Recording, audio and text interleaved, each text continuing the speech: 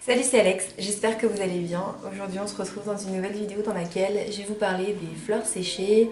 C'est mon obsession depuis pas mal d'années. Je trouve qu'il y a énormément de possibilités que vous pouvez faire avec quelque chose de gratuit, d'accessible dans la nature. Bon, vous pouvez aussi vous acheter des fleurs, mais voilà, j'ai envie de passer en revue les différentes techniques de séchage de fleurs et de feuilles et également les différentes choses que vous pouvez faire, en tout cas moi que je fais avec, mais à mon avis je vais trouver des nouvelles idées prochainement. Voilà.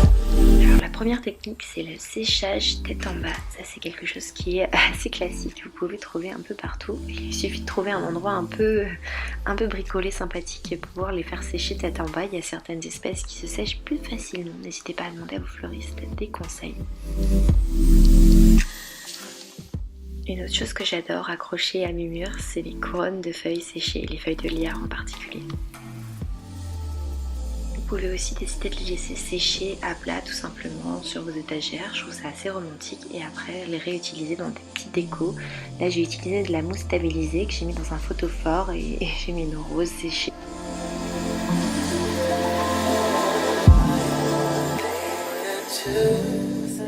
Parmi les espèces qui sèchent très bien et qui se gardent très bien, il y a l'eucalyptus et en plus ça sent super bon.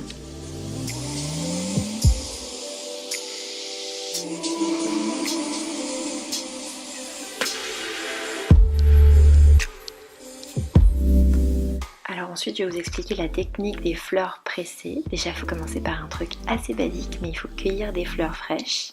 Donc, moi j'ai cueilli des petites fleurs sur mon balcon et j'ai gardé un petit peu des morceaux de la tige puisque je trouvais ça un peu sympa. Vous pouvez choisir de ne pas en garder, hein, c'est pas obligé. Ensuite vous prenez un gros livre et une feuille en papier que vous pliez en deux.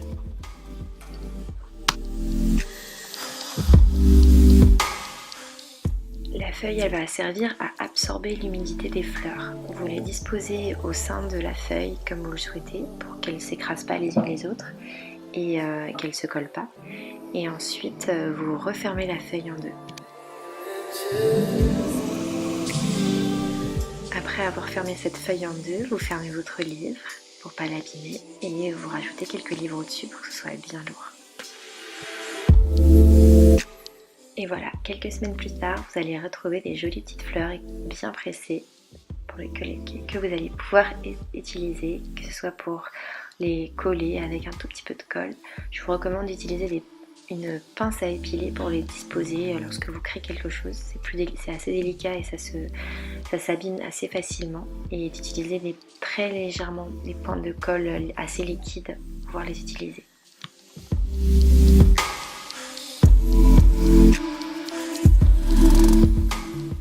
Voilà, sur ces mots, je vous laisse vous amuser et je vous dis à bientôt. Salut!